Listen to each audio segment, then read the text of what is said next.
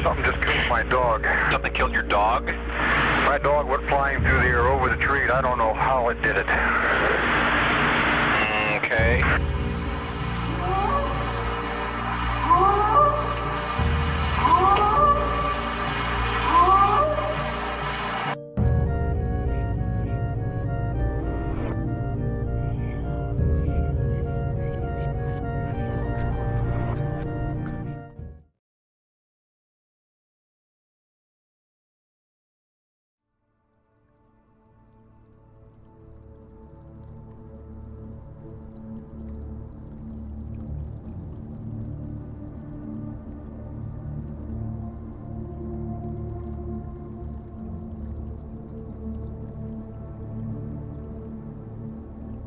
Deep in Bigfoot territory.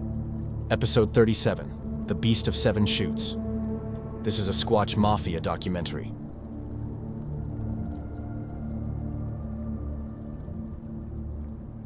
Welcome to today's episode of Bigfoot territory. In this episode, we are going to travel into the northeastern United States and into Canada's Atlantic provinces, as we take a deep dive into the history of Bigfoot in the region, and into the local mythology surrounding cryptids like the Gugwe and the Dogman. We will analyze one of the most famous Bigfoot photos ever, the so-called Beast of Seven Chutes, which was taken in the region in the early 2000s, and we will also take a look at the story behind the photo. So, let's start today's episode. The documented history of Sasquatch in the Atlantic Northeast is long and reaches back centuries. The first known reports made by Europeans that speak of strange, giant-like monsters living in the wilderness of the region date back to the 15th century, to the time of the French colonization of what is today eastern Canada. Between 1605 and 1633, Samuel de Champlain, a French explorer and cartographer, made multiple voyages to North America. He explored and mapped much of what is now eastern Canada and parts of the northeastern United States. In 1608, he founded Quebec City, which became the center of French settlement in North America. He also created the first accurate maps of the Canadian Maritimes and the St. Lawrence River. He later traveled along the Great Lakes and into northern New York, where he fought alongside Huron and Algonquin allies against the Iroquois. Lake Champlain, home to another famous cryptid from the region, the lake monster Champ, is named after Samuel de Champlain, who reportedly witnessed the monster himself in 1609. In his 1613 book, Voyages to New France, he noted that the Micmac of what is today New Brunswick and Nova Scotia, particularly around the Bay of Fundy region, told him stories of a terrifying race of creatures that inhabited the nearby islands and forests. He wrote that he had heard numerous stories mentioning large man-like beasts, sometimes described as giants. The native tribes of the region called the beings Gugwe and described them as giant hair-covered humans with the snout of a wolf. De Champlain also noted that many of the natives were deeply afraid of these beings, believing that they had devoured or carried off numerous people into the wilderness. He wrote that these beliefs were especially strong among the Micmac living near the harbor of St. John in modern-day New Brunswick, and that the people of the region lived in constant fear of the creature. The reports and stories of monsters, wild men, and other Bigfoot or Sasquatch-like beings living in the forests of the region have continued through the centuries. Dozens of old articles from East Coast states like Maine, Connecticut, and New York exist that speak of gorillas and wild man. The same goes for the eastern and Atlantic provinces of Canada. An article from 1892 speaks of a 7-foot-tall gorilla roaming the forests near Halifax in Nova Scotia. Another article from 1884 about a wild man near Lookout Mountain in Newfoundland reads as follows. It is reported by a man who lives on one of the spurs on Lookout Mountain that there is a wild man roaming about who is of giant size and as hairy as a Newfoundland dog, and as well as he can guess, about 9 feet high and will weigh near 500 pounds. His eyes giving light equal to the moon, an appearance of the most frightful nature and growls equal to the lion, causing the people in that section to remain home of nights, with closed doors and well fastened. Another fascinating historical account was documented by American writer Elliot Merrick, who is best known today for his memoirs about Labrador. In his 1933 book True North, he recounted a story from 1913 in which a gorilla that lived in the forests terrorized a rural coastal area in Labrador for more than 2 years and tried to kidnap children multiple times. The wider region is the traditional homeland of various native tribes and First Nations, mainly the Micmac, the Algonquin, and the Mohawk Iroquois, and has been inhabited for thousands of years. The Algonquin, who traditionally inhabit large parts of Quebec and Ontario, know multiple hostile Bigfoot-like creatures. Some are creatures of flesh and blood, while others resemble demonic entities. The two most well-known beings from the tales of the First Nations are the Sasquatch and the Wendigo. The Wendigo is a large, human-like spirit that lives in the woods and is described as an evil, cannibalistic creature that haunts people in times of extreme need. The Algonquin believe that the Wendigo is a malevolent spirit, sometimes depicted as a creature with human-like characteristics, driven by a desire to eat humans and a propensity to commit murder. In some stories, the Wendigo is described as a giant humanoid whose approach is signaled by a foul stench or a sudden, unseasonable chill. These giants, much larger than humans, are never satisfied after killing and consuming one person and are constantly searching for new victims. The natives believe that the Wendigo is a semi-demonic entity, sometimes described as a flesh and blood being, while in other stories, it resembles immaterial and destructive forces of nature. The Wendigo is said to mostly attack its victims from the air or from above, leaving behind only their empty shoes. Other creatures in the Algonquin tradition that remind one of Bigfoot are the Mamagwasawug, small, hairy forest people that play tricks on humans, kidnap children, or steal babies. The Mohawk Iroquois, who traditionally lived in upstate New York and Vermont, as well as in Ontario and Quebec, inhabited the area for many generations. Today, they live in small communities in Ontario and northern New York State, primarily around Lake Ontario and the St. Lawrence River. The Mohawk Iroquois also speak of various Bigfoot-like creatures in their legends and mythologies. The so-called Janoska, or stone giants, are described as huge and hairy, human-like beings who live in the forests and mountains. They are described as aggressive and terrifying and cannot be harmed by bow and arrow. Another creature from the myths of the Iroquois is the Oma, which is also described as large, hairy, and human-like. The word Janoska, of course, strongly resembles the more famous term Zunukwa, which is used by numerous tribes in British Columbia and the Pacific Northwest in general, on the other side of the continent. It is most famous perhaps among the Kwakiutl of Vancouver Island.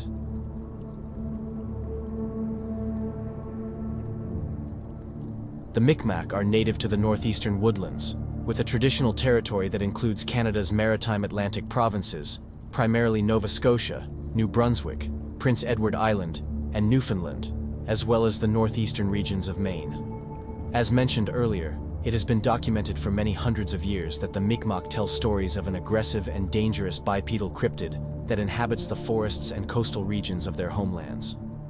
In modern cryptozoology, this creature is known as the Gaugwe. The word Gaugwe stems from the historic Mi'kmaq term, Gugwe. The meaning of the Mi'kmaq name is often translated as face eater or head eater, and the Mi'kmaq say that the bodies of those who enter the territory of the Gaugwe are always found without their heads.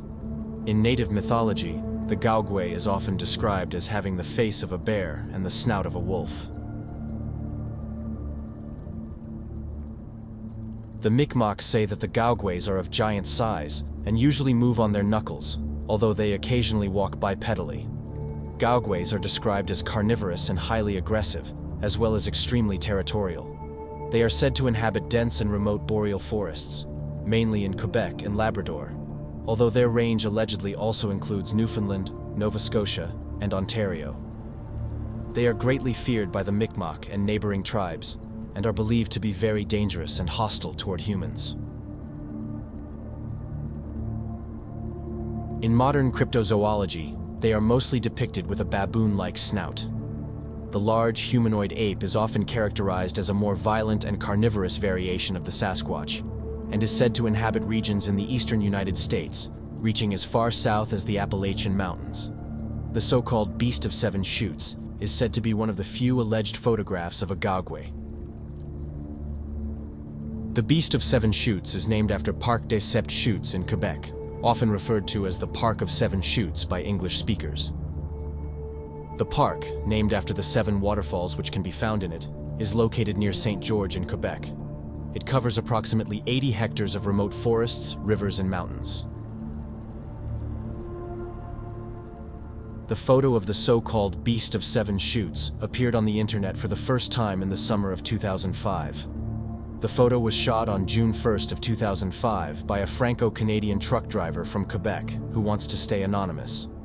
It was first published on a website named HaveYouSeenThisCreature.com. As the story goes, the man visited the park on his off day and took a set of 76 photos and 4 videos during his visit. He went to the park alone, and there were no other visitors around. Unaware that he had captured something extraordinary, he did not notice the strange figure standing in the lower right corner in one of his pictures until he reviewed the photos later at home. The photo, that became known as the Beast of Seven Chutes, shows a creature with a baboon-like snout and a pronounced brow ridge.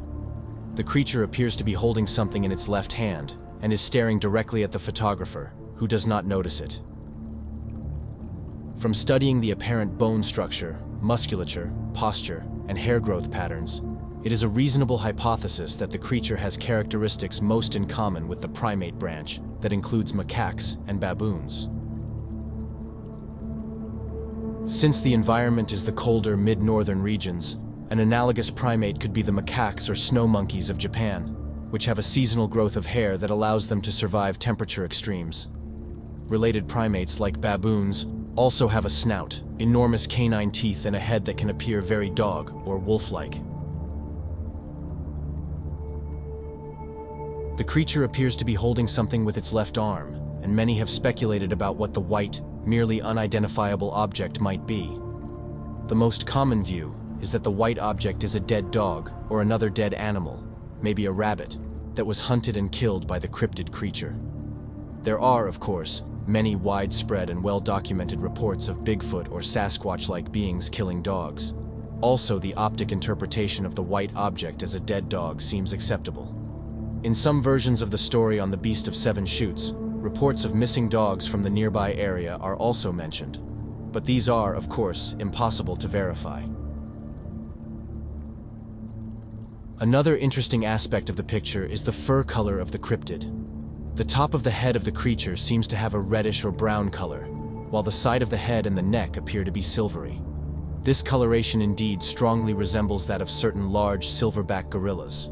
Especially the red hair on the creature's head is remarkably similar in color to those of a gorilla.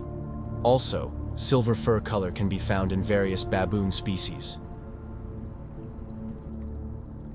Numerous recreations of the footage for size comparison were done, but the results are merely satisfying. The creature appears to be between 6 and 8 feet tall. It also seems to be pretty wide and massive. The photographer himself stated that he returned to the location for the first time on Monday, July 4th, 3 days after the photo was shot. He stated that he was spooked that day when he heard something walking 20 to 30 feet away from him in the woods, and that he never went back to the area alone. But the available recreations of the footage, done by the photographer and also by other researchers, seem to be not exact enough to get a real sense of the size and scale of the creature. But the subject is for sure tall and massive. What appears to be the baboon-like snout of the creature has led some to speculate if the cryptid in the photo is something like a dogman. The snout indeed seems to look canine-like, and there are also a lot of reported dogman sightings in which a creature is carrying or devouring a hunted animal or roadkill. But the all-in-all appearance of the creature in the photo seems to be more primate than canine-like, especially with the gorilla-ish coloration of the fur. There are some researchers who believe that the Sasquatch of North America can be classified into 4 different categories.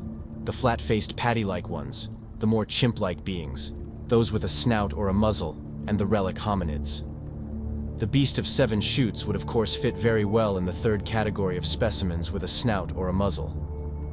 The photo of course also fits perfectly with the local native legends of the Mi'kmaq, who describe the Gugwe, or face-eater, exactly like the beast of 7 Chutes. Also, the region in Quebec is said to be part of the traditional territory of the Gugwe.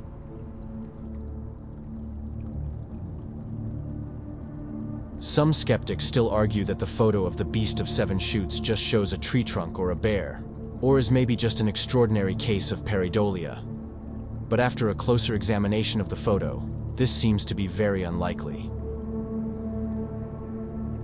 While the beast of 7 Chutes stands as Quebec's most iconic piece of Sasquatch evidence, many other recordings of Bigfoot are coming from the neighboring province of Ontario.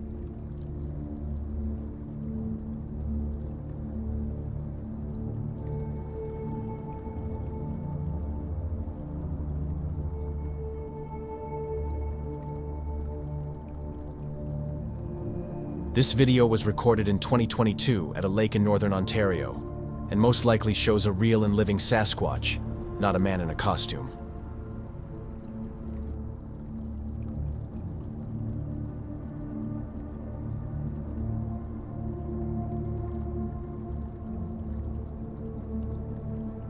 The next video was recorded near Sioux Lookout in northwestern Ontario in 2019.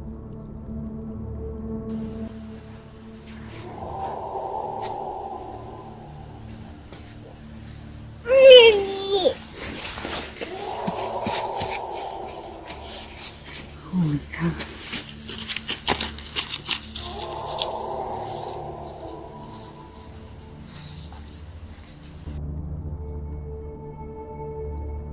What is your opinion on these videos, and on the photo of the beast of 7 Chutes? And what are your thoughts on the history of Bigfoot in the Atlantic Northeast? Have you ever experienced something strange in the region? Let me know in the comments. Hit the like button if you have enjoyed this episode of Bigfoot Territory. Subscribe to the Squatch Mafia channel at YouTube for more videos on Bigfoot and Sasquatch. Check out Squatch Mafia at Patreon and TikTok for extra content. Thank you for watching.